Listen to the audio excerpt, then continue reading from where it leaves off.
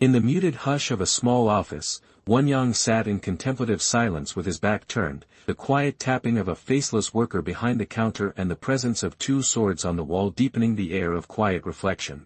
Won-young stood alone, his uneasy gaze darting beyond the frame as worry traced sweat along his brow. As the heaviness in the air deepened, he lowered his eyes in troubled reflection while Han and Jin-tae lingered just behind, their silent concern amplifying his inner turmoil. In the quiet seriousness of a bustling police station office, Won-young sat diligently at his desk, his focused presence mirrored by Jin-tae at a nearby computer and Han standing attentively by the door, each absorbed in their own silent tasks as the soft glow of monitors illuminated the room's concentrated energy. Won-young sat rigidly on a chair while Han, beads of sweat on his brow, muttered thoughtfully, betraying his anxious struggle to find a solution. Han burst from the room in a rush, leaving Won-young frozen in shock as the door swung shut behind him. On a quiet afternoon heavy with anticipation, Jin-tae stood alone in his suit, arms crossed as he gazed thoughtfully into the distance, his expression marked by a deep and serious contemplation. Won-young observed with quiet curiosity as Han, visibly tired yet resolute, braced himself with the bowling ball, while Jin-tae stood nearby, his composure unbroken amid the tense anticipation. Won-young's eyes widened in astonishment as Han extended balloon towards him. As the glow faded, Won-young stood composed with the volleyball in his hands while Han, humble and earnest, knelt before him, reaching for the ball in a moment thick with unspoken resolve. Won-young, his eyes shining with gratitude, drew a large gift bag close to his chest as another's hands reached out, filling the moment with tender hope. Han sat quietly in the passenger seat, his eyes closed and his composure undisturbed as the world drifted by outside. On a quiet city night, the red traffic light glowed against the darkness, casting a calm yet foreboding pause over the empty street. Inside the car halted by the crimson light, tension mounted as the Jin-tae gripped the wheel with steady focus while his passenger, Han, turned with wide eyes, startled by the heavy silence.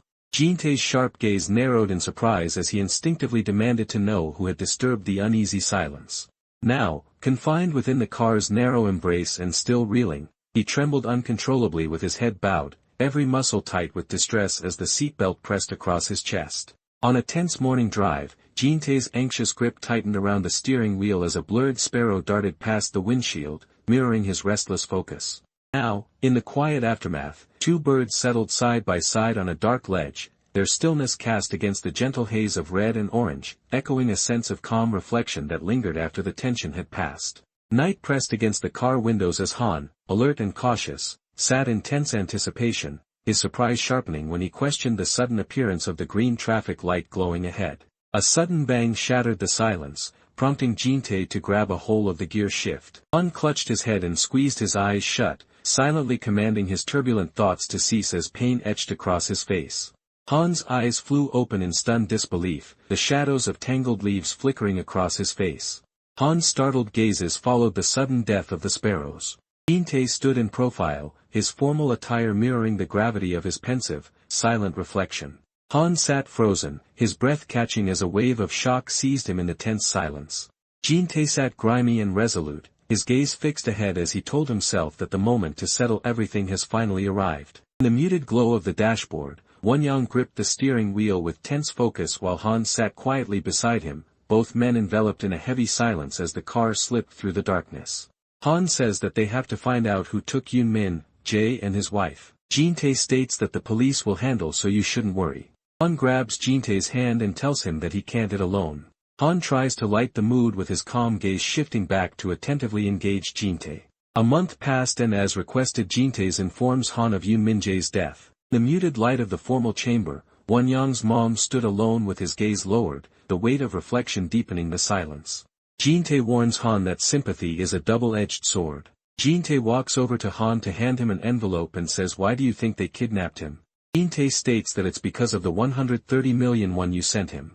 Han says word gets around fast as he looks shocked while looking at the paper. Jin-tae says that after the money they gave Hajin Construction that their reputation have improved among small and medium-sized companies. As Han looked shocked, Jin-tae says that Yoon-min Jae's death no longer mattered. Jin-tae calmly says, "Do you understand now?" Han sits silent as his thoughts wander. Han questions himself after someone died after getting money they received from him. Because of his sympathy and his pride, Yoon-min Jae had a meaningless death. Han trudged alone beneath the gray sky, his briefcase heavy at his side and his posture reflecting a deep, unspoken sorrow. Han remembered the picture he's seen of Wonyang, bowed in silent submission. Han stops and states that he doesn't have the decency to face Wonyang. Han suddenly turns around to something coming his way fast. Han's face becomes bloody as a rock is seen thrown at his face. A jagged rock hurtled through the tense air, plummeting rapidly toward the ground as a sense of impending danger mounted. Wonyang rages at Han, calling him a swindler. Wonyang says that his dad's death is all Han's fault. Wonyang says Han didn't give all the money to them. Wonyang clenched his bloodied fist in agony, overwhelmed by the desperate realization that everything was slipping beyond his control, telling Han that he also killed his mom.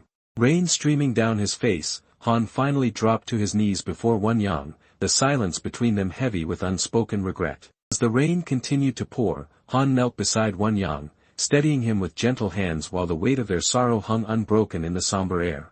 In the charged silence of the arena, Wonyang lunged forward, his arms swinging with a surge of determination flickering through the shock on his face.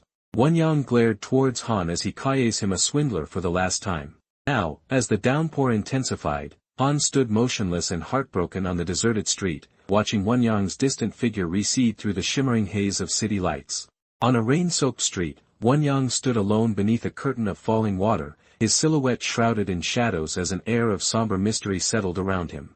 Han's tense footsteps ascended each creaking step, his determined silhouette framed by the dim, suspenseful light. The darkened corridor flooded by harsh, blinding light, Han stepped forcefully into view, casting suspense through the room with his dramatic entrance. Han moved with focused determination as he searched through rows of books, the air thick with suspense. Han breathes heavily as looks at the document he found.